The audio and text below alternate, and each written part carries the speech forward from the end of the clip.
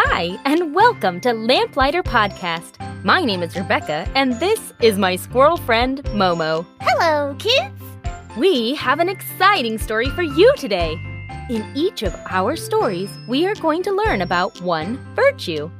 A virtue is anything that is good and right and true. Virtues are like little lights that shine bright and beautiful in a story. Can I tell them about letters from Momo? Go ahead. I want to send you a real letter in the mail once a month. In my letters, I will tell you more silly forest stories, talk about virtues, and show you a real historical person who practiced that virtue. Oh, and I'll also talk about acorns. If you would like to get letters from Momo in the mail once a month, just ask your adult to visit lamplighterkids.com. If you sign up before the 20th, you will get a letter from Momo for that month. Visit lamplighterkids.com for more information. So, are you ready? Come and listen while we light the way to your imagination.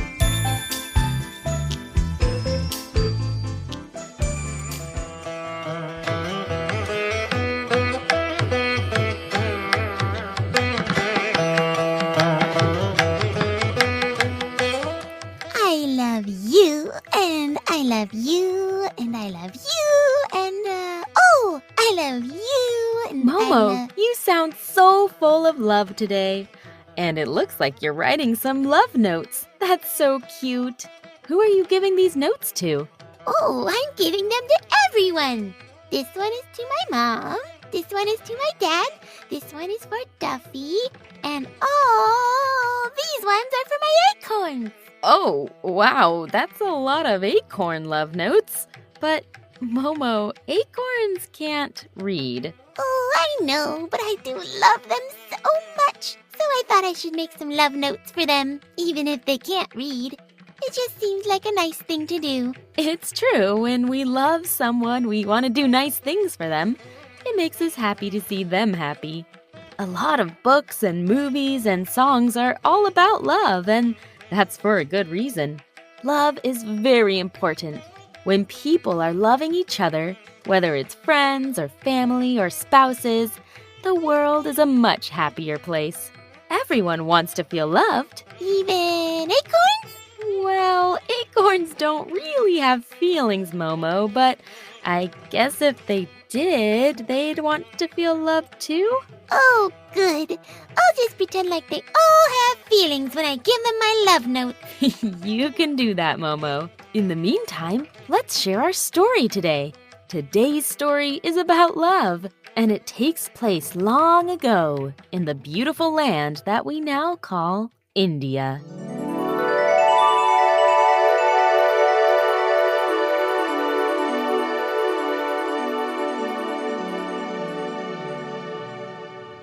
Arjun was only a baby peacock when Taj Mahal, the great Emperor Shah Jahan's beloved wife, died. All the people mourned with their emperor because everyone knew that he had loved his wife with a love that was deeper than even the great Yamuna River that ran through the empire. Arjun and all the peacocks that lived in the palace grounds also mourned for the loss of their beloved Mumtaz Mahal.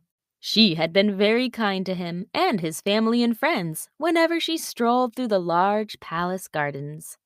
These palace gardens where the peacocks roamed were the most beautiful in the empire. Shah Jahan built them with perfection in mind, and of course he filled them with his favorite tame animals, peacocks being among them. Here in the enormous garden, the peacocks enjoyed many wonderful things. There were large fountains that stretched hundreds of feet long in every direction. There were bright bushes planted in long rows full of different colored flowers. There were tall palm trees and budding fruit trees all planted in beautiful formations. It was the kind of place every peacock dreamt of living, and Arjun, though he was still a baby peacock, already knew that this was the best place on earth. It was his perfect home, and he never, ever wanted to leave. A few months after the passing of Mumtaz Mahal, Around the time when Arjun began losing his brown baby feathers and replacing them with grown-up green and blue shining ones, the peacocks began to notice a lot of activity in the great entry of their garden. Large slabs of white rock made their way in and out of the palace using the main walkway. Then men and women began to arrive, setting up their own living area in the far side of the garden. They brought with them bags full of carving knives, paintbrushes, and mysterious tools. Arjun, whose short life had always been filled with the same peaceful routine day after day, was very interested in this new activity. What could all these people be doing here? His father noticed Arjun's interest one day and leaned in close to his son. "It's for her," he said. "Who?" asked young Arjun. "Mumtaz Mahal. I overheard the birds talking about it in the trees. They said that Shah Jahan is going to build a magnificent monument for her, a pure white building by the banks of the Yamuna River. They say it's going to be the most magnificent building ever made by mankind, the great Taj Mahal." Wow! Arjun's eyes lit up. The Taj Mahal. He looked over where several people were carefully carving a big white piece of stone. But why would he do that? Why would he call all these people here and spend all his money making such a thing, Father? His father smiled at him. "It is for love, my son. He loved her very much, and when you love someone, it makes you want to do great things for them, even if they've passed on." Arjun watched as another big white stone was slowly rolled into the courtyard. "Seems like a lot of work to me just for love." "Perhaps one day you'll understand, son. Now, why don't you join your family for a little dip in the fountain?" "No, thanks. I think I'm going to watch the workers a little longer. I want to see what they make with all those tools." Arjun skipped away towards the activity. His father, uninterested, went the opposite way toward the flock. All the other peacocks seemed to prefer sitting under the shade of trees or taking leisurely baths in the fountains. Arjun loved these things too, but he was also endlessly entertained by watching the workers day after day. To him, it seemed to make his garden an even better place than before, if that was even possible. Now his garden was peaceful and exciting.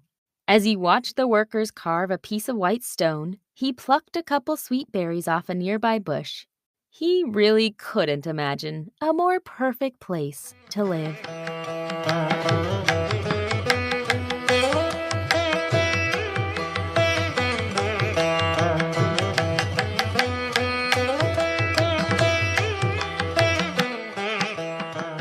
2 years went by, but Arjun still loved watching the workers every morning. It had become part of his beloved routine in his beloved garden. Wake up, preen, snack on a few bugs and berries, then go to his favorite tree that overlooked all the activity and spend the next couple hours watching. By now, all of Arjun's dull brown baby feathers had been replaced with magnificent shining blue and green feathers. His tail was long and dragged behind him as he walked casually through the garden. He had also grown a row of tall blue feathers on the top of his head that wiggled every time he stepped. Like all the other peacocks in the garden, he was a wonder to see. But Arjun didn't really think about how wonderful he looked. His focus was spent on relaxing and enjoying the things his peaceful garden had to offer. One day, as Arjun was sitting in his regular tree, the tree where he always sat to watch the workers, he let out a big yawn. The workers below were chatting happily and sanding a big slab of milky white stone. Watching them had made his eyes grow heavy, and he realized that it was probably time for his mid-morning snooze. He closed his eyes, but before he drifted off to sleep, he heard a bunch of noise coming from below. Opening his eyes, he saw about 10 men carrying a large, long, rolled-up bundle into the palace gates. Several other men cleared a path for them, and slowly they lowered the bundle right below Arjun's tree. Arjun didn't feel tired anymore. He stood up and cranked his long neck to see what it was that the workers had brought in. I've never seen anything like it, He said. He watched the men slowly unroll the large bundle, and several people stopped working to come see what the commotion was about. Arjun gasped when the bundle was open and laid flat. Below him was the most beautiful painting he had ever seen. A pure white building rose above a still river, its 4 sharp spires each reaching to the sky. The painting was so detailed that Arjun could even see intricate flowers and vines carved and painted into the sides of the building. Wow, He whispered. that must be a painting of the Taj Mahal. Now I know why it's taking them so long to build. That's magnificent. It's pretty neat, huh? Arjun was so surprised at the mysterious voice behind him that he fell out of the tree and into a dusty pile on the floor. When the dust had settled, he looked up and saw a pure white bird sitting in his tree. "You're a little wobbly, aren't you?" said the bird. Then she opened her wings and flew down, landing right next to him. "What were you doing up in that tree?" Arjun, feeling a little irritated, stood up and shook the dust off his long tail. What was I doing up there? "What were you doing up there?" Arjun looked at her, trying to figure out what kind of bird she was. "And what are you doing in the garden? I've never seen you before." "Well, as you know, Shah Jahan loves peacocks, so he recently added my family to the flock." She noticed the confused look on Arjun's face. "Oh, I know I don't have the same colors as a normal peacock. My family are all white peacocks. Pretty, huh?" She spun around and ruffled her feathers, showing off her shiny whiteness. "Anyways, did you see that beautiful painting they opened up over there? Wow, it took my breath away." Arjun's annoyance melted a bit when he saw how excited she was about the painting. "You like it too?" "How could anyone not like it? My family and I have only been here a week, but I've been coming every day to watch the workers here. It's amazing all the things they're doing. Have you seen the way they carve such delicate flowers into the white stones?" Arjun couldn't believe what he was hearing. He was so used to being the only peacock in the garden that cared about such things. But here before him was someone who felt the same way. He forgot all about being annoyed with her, and the two friends began chatting and getting to know each other. They chatted about the garden, the painting, the workers, and everything in between. After a long while, the conversation began slowing, and the white peacock said, "Hey, if you want, I found a really good tree over that way. It hangs over the painters and you can see everything they're doing really up close. I was watching all day yesterday. Do you want to come sit with me and watch them?" Arjun smiled. His heart leapt. He was so used to sitting alone in his tree. It sounded great to sit with someone who cared about these things as much as he did. "I would love that." "Great! Come on!" The white peacock beamed. She turned and began to walk away. Arjun followed her, but quickly stopped. "Wait," he said. "I don't even know your name." She smiled. "It's Dipti. Nice to meet you, Arjun," he said. "Nice to meet you, Arjun." She turned again and began walking toward a distant tree. Arjun followed Dipti and realized with a smile that he had made a new friend.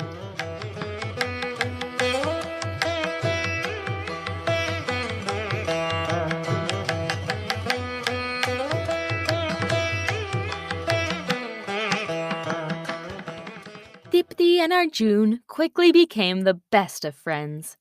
They would sit every morning together to watch the workers do their job. Dipti, though, also wanted to explore the rest of the garden, so Arjun acted as her tour guide. The palace gardens were so big that it took them several days to walk around the whole place.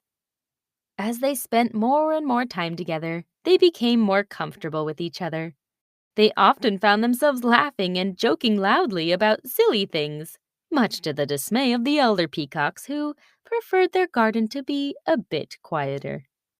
One day, as the hot Indian sun began to warm the palace grounds, Arjun made his way toward his tree where he and Dipti met every day to hang out. She wasn't there when he arrived, so he flapped his way up to the branches, knowing that she'd probably come in a few minutes or so.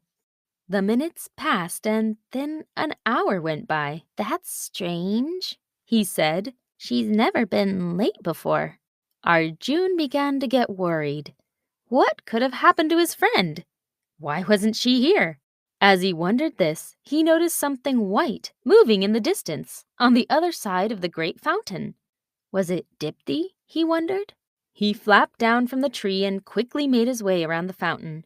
Sure enough, he saw a flock of white peacocks gathered around each other, clucking excitedly.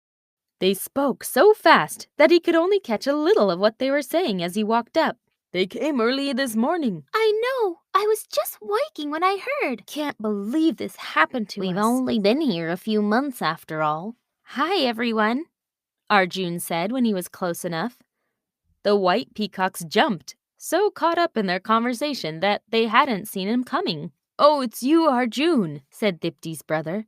Have you heard the news? It's just horrible. Arjun's heart dropped. He could tell from their faces that this was not good news. Dipti's brother continued without waiting for a response. They took her, and a bunch of us. Some women came this morning and caught us while we were sleeping. They took about 5 of our family members. What? Arjun said, unable to think clearly. But why? What are they going to do with her? They want them for Emperor Shah Jahan's new palace up the river. I guess he's built himself another vacation house closer to the construction of the Taj Mahal so he can watch it as it's being built. Oh, what are we going to do? Everyone grew silent, wondering the same thing. On one hand, Arjun felt happy that Dipti was at least okay. Shah Jahan loved peacocks, so he knew that she was in a safe place at the new palace. But on the other hand, he felt like half his heart had left his chest. It was then that he truly realized his deep love for Dipti. In all his years, he had never wanted to leave his own palace garden for anything. But now he felt as if nothing mattered but being back with her. He would give up all his comforts and loves here in these walls to go and rescue her, to be with her again. We have to go get her back. We can get them all back, Arjun said. He looked at the surprised faces staring at him. We have to find a way. Dipti's mother stepped forward. I agree with you, Arjun, but it seems impossible. Believe me, I would give anything to see them again, but look at these walls. They surround the whole garden, and the palace gates are guarded day and night. They wouldn't let us peacocks escape. We're stuck. Arjun knew she was right. He tried to think of something, anything that could help, but his mind was blank. Then Dipti's brother spoke. The birds would know, he said. Everyone stared at him, wondering what he meant. The birds, he said, pointing up. They fly around the palace and beyond.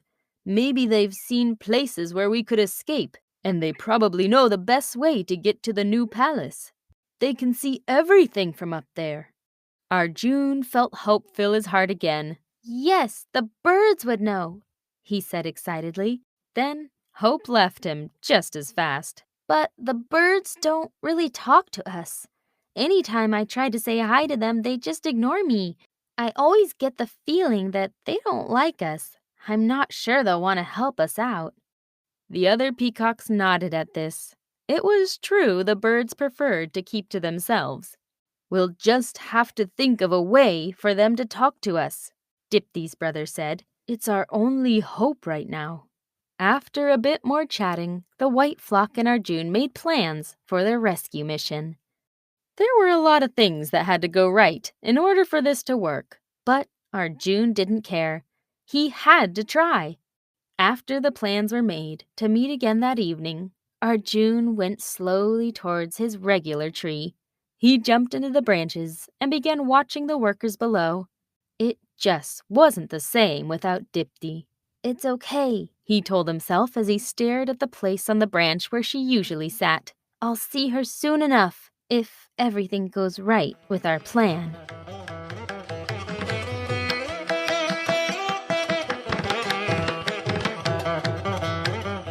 Oh, I can't wait to hear the end of this story. Will they be able to get over the wall? Even if they do, how will they find Dipti? I hope the birds are nice to them and help them out. I can't believe Arjun would leave his wonderful garden for such a big adventure. That's true. That's because when you love someone, it changes you. It makes you want to be with that person and to make sure they're happy. Arjun was willing to leave his comfortable garden to make sure that Dipti was okay. That's so nice of him. I can't wait to hear the rest of his adventure. In the meantime, maybe we can go deliver these love notes to my friends and family around the forest. I already gave all the acorns their notes. I can see that, Momo. Each acorn has a nice note on top of it. I'm sure if they had feelings, they would be very happy right now. Why don't I come with you to deliver the rest of these notes? I love a nice walk through the forest, and I also love seeing how happy people are when they feel loved. Okay, let's go! I look forward to sharing the rest of Arjun and Dipti's adventure with you all very soon.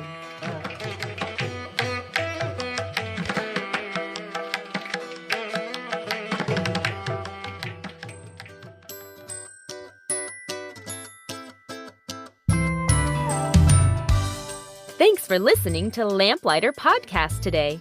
If you liked our story, please leave us a review. It really helps other listeners find these stories. If you're interested in subscribing to Letters from Momo, just visit our website at lamplighterkids.com. I also love to hear from my listeners. You can email me anytime at lamplighterkids@gmail.com.